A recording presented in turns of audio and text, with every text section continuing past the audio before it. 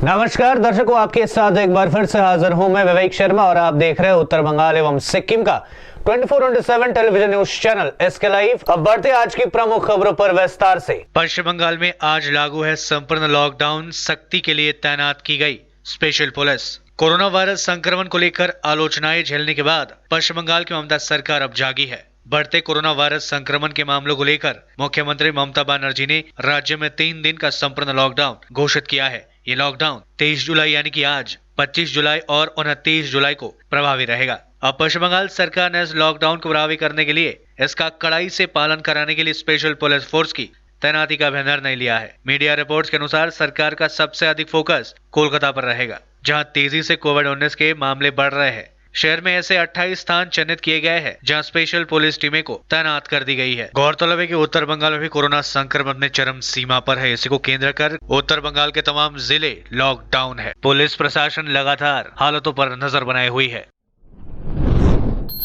अलीपुरद्वार में लॉकडाउन का व्यापक असर, सड़कों पर सन्नाटा, बारिश ने बढ़ाई मुश्किलें। कोरोना की रोकथाम के लिए पूरे राज्य के साथ साथ अलीपुरद्वार जिले में भी सप्ताह में 2 दिनों संपूर्ण लॉकडाउन शुरू किया गया है। पहले दिन गुरुवार को पूरे जिले में लॉकडाउन का व्यापक असर देखा जा रहा है। शहर सुनसान है, सड़कों पर सन्नाटा पसरा हुआ है। आवश्यक सामानों के कुछ गिने चुने वाहनों के अलावा सड़कों पर वाहनों का परिचालन पूरी तरह से ठप है। बाजार हाट बंद है।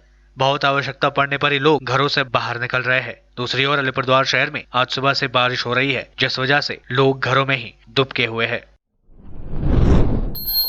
सिलीगुड़ी नगर निगम में चल रहे लॉकडाउन के बीच शहर में घुसा हाथियों का दल, लोग हुए आतंकित। कोरोना वायरस बढ़ने के कारण सिलीगुड़ी शहर में लॉकडाउन घोषित किया गया है, लेकिन लगता है कि शहर की शांति जंगली जानवर को भी पसंद आ रही है, क्योंकि बैकुंठपुर जंगल से हाथियों का एक दल बुधवार रात को शहर के 36-37 नंबर वार्ड में घुस गया। 3 हाथियों का यह दल घुघुमाली, मध्य चैनपाड़ा, कुमार टोली आदि इलाकों में घूमता हुआ नजर आया। हाथियों को देखकर लोग काफी आतंकित हो गए। हालांकि वन विभाग को सूचित किया गया और वन विभाग के अधिकारी और कर्मचारी मौके पर पहुंचे और हाथियों को जंगल में भगा दिया गया। कहीं से भी किसी प्रकार के कोई नुकसान की खबर नहीं है। কি হয়েছিল বলতে রাত্রি তখন 2:30 পৌনে 3টা বাজে দেখা গেল হঠাৎ এটা রোড দিয়ে 3টা হাতি চলে আসে এই জঙ্গলে ঢুকলো। ঢোকার পরে অনেকক্ষণ এই জঙ্গলে থেকে কলা গাছ বা কাঁঠাল এখান থেকে খেয়ে তারপরে আবার সে বেরিয়ে এদিক দিয়ে 37-38 নম্বর ঘুরে আবার এখানে এসেই ঢুকে। তারপরে ডিপার্টমেন্ট চলে আসে, এসে ওরা ইটি করার পরে তারপরে ওই সাইড দিয়ে রোড বের করে ওরা চলে যায়। না না, তারপরে সেবারে একটা ছিল, এবার 3টা আছে। একটা দাতাল, 2টা বাচ্চা ছিল। আতঙ্কিত তো অবশ্যই, বেশি গভীর রাত্রে ছিল বলে অতটা আতঙ্কিত পাওয়া যায়নি, না হলে আরও ভয়াবহ অবস্থা হতো। দিনের আলো থাকলে পরে খুব অবশ্যই অসুবিধা হতো আরও। उत्तर दिनाजपुर जिले के रायगंज शहर में दिख रहा है लॉकडाउन का असर। सभी दुकानें हैं बंद और सड़कों पर भी नहीं दिख रहे हैं लोग। पश्चिम बंगाल में कोविड-19 के बढ़ते संक्रमण को ध्यान में रखते हुए राज्य सरकार ने सप्ताह में 2 दिनों का लॉकडाउन रखने की घोषणा की है। इसी कड़ी में आज पूरे राज्य में लॉकडाउन है। इसका असर आज उत्तर दिनाजपुर जिले के रायगंज शहर में व्यापक रूप से देखने को मिल रहा है। सभी दुकानें बाजार बंद है। सड़कों पर भी लोगों की आवाजाही काफी कम है। दूसरी तरफ पुलिस लगातार टहलदारी कर रही है ताकि कोई लॉकडाउन के नियमों का उल्लंघन नहीं करे। इस बीच उत्तर दिनाजपुर जिले में कोरोना संक्रमितों का आंकड़ा 703 पहुंच गई है। हालांकि अच्छी बात यह है कि इनमें से 409 लोगों को अस्पताल से डिस्चार्ज कर दिया गया है। पश्चिम बंगाल में कोरोना का नया विस्फोट, 24 घंटे में 2291 नए मामले सामने, रिकॉर्ड 39 लोगों की मौतें, 49,000 के पार हुए संक्रमितों का आंकड़ा। पश्चिम बंगाल में कोरोना का विस्फोट लगातार जारी है। बुधवार को लगातार 5वें दिन 2000 से ज्यादा नए मामले सामने आए। राज्य स्वास्थ्य विभाग द्वारा जारी मेडिकल बुलेटिन के अनुसार पिछले 24 घंटे में रिकॉर्ड 2291 नए मामले सामने आए एवं रिकॉर्ड 39 लोगों की मौतें हुई। एक दिन में अब तक यहाँ सर्वाधिक नया मामला है और मौतें भी। इसी के साथ ही राज्य में संक्रमितों की संख्या 49,000 को पार कर गया है एवं मरने वालों की संख्या 1,221 पहुंच गई है। बुलेटिन के अनुसार कुल संक्रमितों की संख्या 49,321 पहुंच गई है, जिनमें से 18,450 एक्टिव केसेस है। हालांकि एक्टिव केसों की तुलना में ठीक होने वाले रोगियों की संख्या 29,650 हो गई है। पिछले 24 घंटे में 1,615 मरीजों को डिस्चार्ज किया गया। रिकवरी रेट मामूली बढ़कर 60.11% पहुंच गई है, जो एक दिन पहले 59.61% था। वहीं पिछले 24 घंटे में रिकॉर्ड 39 मौतें भी हुई। असम में बाढ़ से बिगड़े हालात, अब तक 89 लोगों की हो चुकी है मौतें, 26 जिले पूरी तरह से प्रभावित। असम में बाढ़ के चलते 2 और लोगों की मौत। राज्य के 26 जिलों में बाढ़ का कहर और इसमें से 26 लाख से अधिक व्यक्ति प्रभावित हुए हैं। असम राज्य आपदा प्रबंधन प्राधिकरण के मुताबिक बुधवार को बारपेटा के बागबोर में एक और मोरीगांव रेवेन्यू सर्कल के पास एक अन्य की बाढ़ से मौत हो गई। राष्ट्रीय आपदा प्रतिक्रिया बल एनडीआरएफ के महानिर्देशक एसएन प्रधान ने कहा कि असम में एनडीआरएफ की 16 टीमें और बिहार में 20 टीमें तैनात कर दी गई है। प्राधिकरण के मुताबिक अब तक राज्य में बाढ़ से 89 लोगों की मौतें हो चुकी है। वहीं धेमाजी, लखीमपुर, विश्वनाथ, दारंग, बक्सा, नालबाड़ी, बरपेटा, चिराग, कोकराझार, धुबरी, गोलपारा समेत 26 जिलों की हालत बहुत बुरी है। इसमें गोलपारा सबसे ज्यादा प्रभावित है, जहां 4.86 लाख लोग बाढ़ की चपेट में है।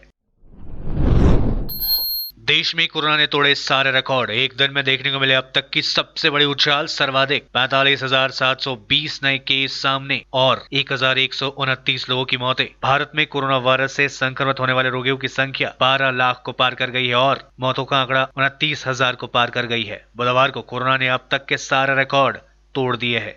पिछले 24 घंटे में रिकॉर्ड 45,720 नए मामले सामने आए। वहीं पहली बार एक दिन में मौतों का आंकड़ा 1000 के पार कर गया। भारत में कुल कंफर्म मामलों की कुल संख्या 12,38,635 पहुंच चुकी है, जबकि ठीक होने वाले रोगियों की संख्या 7,82,607 पहुंच गई है। अभी तक 29,861 लोगों की मौतें हो चुकी है। पिछले 24 घंटे में रिकॉर्ड 1,129 लोगों की मौतें हुई। लेते हैं थोड़ा सा ब्रेक, फिर मिलेंगे ब्रेक के बाद। Wonderful place of education. ICFAI University, Sikkim. Committed and dedicated faculty, career-oriented programs, comprehensive mode of learning, vibrant campus life, extracurricular and co-curricular activities, cultural programs will give you wings to your creative thoughts. Enter with aspiration, get educated with inspiration, acquire a wonderful career with perfection. ICFAI University, Sikkim. कक्षा 10वीं और 12वीं के बच्चों के लिए है सुनहरा मौका। 10वीं के बच्चों के लिए है पैरामेडिकल कोर्स और 12वीं के लिए है मेडिकल कोर्स। किफायती फीस व बैंक की सुविधा के साथ विभिन्न डिग्री, डिप्लोमा है उपलब्ध। सभी स्ट्रीम के बच्चों के लिए खुली है state nursing council and Rajiv Gandhi university and health science and paramedical board, government of Karnataka से मान्यता प्राप्त Atan paramedical and nursing college. Contact number 8016235569, Champasari, Siliguri. Inner Wheel Club of Gangtok presents online classes, skill-based English learning. They also provide dance classes which includes Kathak, Odissi, classical, semi-classical and folk dance. The club also offers online abacus classes. For further details, please contact Sunita Kiran 9733178176. आज जहाँ corona से सभी है परेशान, हम लाए हैं कमाने का तरीका आसान। 21वीं सदी में महिलाएं आत्मनिर्भर होकर स्वाभिमान के साथ जीना चाहती है। अगर आप एक गृहिणी हैं और घर से ही मुनाफे वाला व्यवसाय करने का सोच रहे हैं तो आपके लिए सुनहरा मौका लाए हैं टपरवेयर के सिलीगुड़ी स्थित पूरे नॉर्थ बंगाल के डिस्ट्रीब्यूटर नारायणी पार्टी सेल्स। तो सोचिए नहीं, स्क्रीन में दिए गए नंबर में संपर्क कीजिए और विस्तृत जानकारी लीजिए। घर बैठे पैसे कमाए, आज ही फ्री मेंबरशिप लीजिए, अपने सपनों को पूरा कीजिए। मुश्किल की इस घड़ी में आपका साथ ही सिर्फ टपरवेयर के लिए एसके लाइव ही बेस्ट ऑप्शन है। एसके लाइव का इस क्षेत्र में 24 घंटा टेलीविजन, एंड्रॉइड ऐप और वेबसाइट पर प्रसारण होता है। सोशल मीडिया पर भी हम उपलब्ध हैं। हमारी व्यूअरशिप 9 लाख से अधिक है। सिक्किम, हैथवे और NXT डिजिटल पर, दार्जिलिंग और कालिम्पोंग में दोनों हैथवे और CCN सेटअप बॉक्स पर, क्लामपुर से लेके मैनागुड़ी हैथवे पर, सिटी केबल पर सिलीगुड़ी और आसपास, नक्सलबाड़ी से पानी टंकी तक NXT डिजिटल में। तो सोचिए नहीं, कॉल करें 7908554308। ब्रेक के बाद आपका फिर से स्वागत है। बढ़ते हैं खबरों की तरफ। प्रधानमंत्री मोदी ने मणिपुर वाटर सप्लाई प्रोजेक्ट की नींव रखी। 3054 करोड़ के प्रोजेक्ट से 2.80 लाख घरों को नल कनेक्शन देने का है लक्ष्य। प्रधानमंत्री नरेंद्र मोदी ने गुरुवार को वीडियो कॉन्फ्रेंसिंग के जरिए मणिपुर वाटर सप्लाई प्रोजेक्ट की फाउंडेशन स्टोन रखी। इस अवसर पर मोदी ने कहा कि कोरोना के खिलाफ हमें मजबूती से लड़ते रहना होगा और विजय होना होगा। इसके साथ विकास के कार्यों को भी पूरी ताकत से आगे बढ़ाना है। केंद्र सरकार ने इस प्रोजेक्ट के लिए जल जीवन मिशन के तहत फंड दिया है। इस प्रोजेक्ट पर 3054.58 करोड़ रुपए खर्च होने का अनुमान है। नींव रखने के प्रोग्राम में मणिपुर के राज्यपाल नजमा हेपतुल्ला, मुख्यमंत्री एन वीरेंद्र सिंह, उनके कैबिनेट मंत्री, सांसद और विधायक भी शामिल हुए। प्रोजेक्ट की शुरुआत करते हुए मोदी ने भाषण में कहा, पूर्वी और उत्तर पूर्वी भारत के दोहरी चुनौतियों से निपटना पड़ रहा है। भारी बारिश के कारण काफी नुकसान हो रहा है। अनेक लोगों की मृत्यु हुई है। कई लोगों को अपना घर छोड़ना पड़ा है। सभी परिवार के प्रति संवेदना व्यक्त करता हूँ। पूरा देश आपके साथ खड़ा है। भारत सरकार सभी राज्य सरकारों के साथ मिलकर जरूरतें पूरी करने की लगातार कोशिश कर रहा है। कोरोना के कारण देश में खराब हो रहे हालात। गुजरात में कर्ज का बोझ और लॉकडाउन से ठप बिजनेस की वजह से 24 घंटे में 3 व्यापारियों ने लगाया मौत को गले। पिछले 3 महीने से अधिक समय से कोरोना महामारी और लॉकडाउन ने गुजरात में व्यापारी वर्ग की नींद उड़ा दी है। बिजनेस ठप होने और कर्ज ना चुका पाने की स्थिति में पिछले 24 घंटे में यहां 3 व्यापारियों ने मौत को गले लगा लिया। इनमें से एक अहमदाबाद और 2 राजकोट के हैं। राजकोट में 2 अलग अलग घटनाओं में 2 व्यापारियों ने खुदकुशी कर ली। एक छोटी फैक्ट्री के मालिक जयंती भाई भालानी और ट्रांसपोर्ट बिजनेस करने वाले धर्मेंद्र सिंह कर्ज ना चुका पाने के चलते अपनी जान ले ली। धर्मेंद्र सिंह ने अपने ऑफिस में फांसी लगाकर आत्महत्या कर ली। दुनिया में कोरोना के हर दिन मिल रहे हैं करीब 2 लाख नए केसेस। ठीक होने वाले मरीजों का आंकड़ा भी है 1 लाख। दुनिया में कोरोना वायरस से अब तक 1,53,71,836 संक्रमित मिल चुके हैं। इनमें 93,48,761 लोग ठीक भी हो चुके हैं, जबकि 6,30,138 लोगों की मौतें हो चुकी है।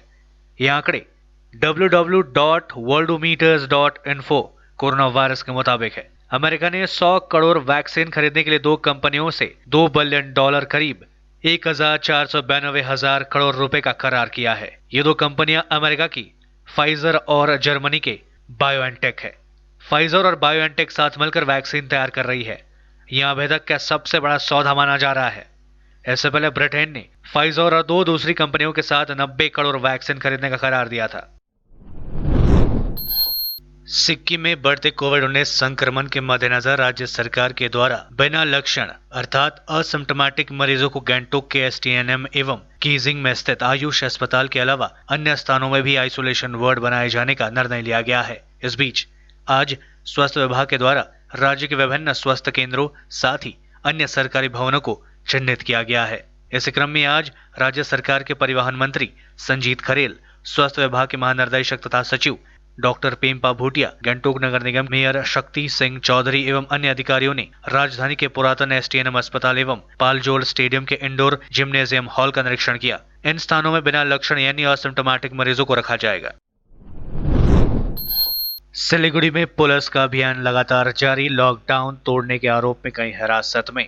सिलीगुड़ी में कोरोना के रोकथाम के लिए जिला प्रशासन की ओर से लॉकडाउन का ऐलान किया गया है। लॉकडाउन को सफल करने के लिए पुलिस की ओर से लगातार अभियान चलाया जा रहा है। बुधवार को डीडी के एसपी राजेंद्र छेत्री के नेतृत्व में पुलिस अधिकारियों ने शहर के विभिन्न इलाकों में विशेष अभियान चलाया। इस बीच लॉकडाउन तोड़ने के आरोप में कई लोगों को हिरासत में भी लिया गया। गौरतलब है कि कोरोना के बढ़ते मामलों के मद्देनजर जिला प्रशासन ने सिलीगुड़ी में 7 दिनों का लॉकडाउन किया था, जिसे अगले 7 दिनों के लिए बढ़ा दिया गया है। पहले लॉकडाउन की अवधि आज समाप्त हो रही है।